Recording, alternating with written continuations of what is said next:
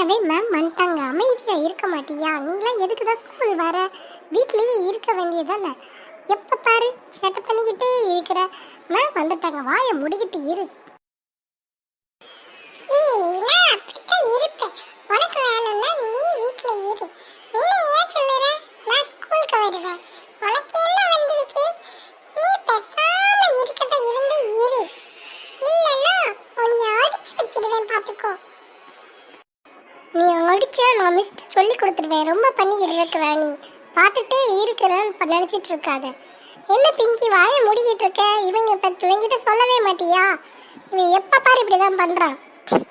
பிங்கி இவன் உங்கள் வீட்டு பக்கத்தில் தானே. நாளைக்கு அவங்க மம்மி கிட்ட நீ சொல்லிடுற, ஓகேவா?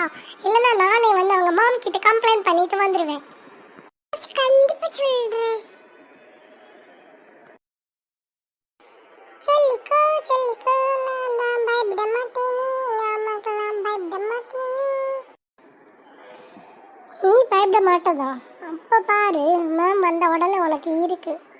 இனி என்கிட்ட பேசவே பேசாத, பக்கத்தில் வந்து இருக்காத, தொந்தரவு பண்ணிக்கிட்டு மேம் கிட்ட சொல்லி உன்னை ஃபஸ்ட் பிளேஸ் சேஞ்ச் பண்ணுற பார்த்துக்க.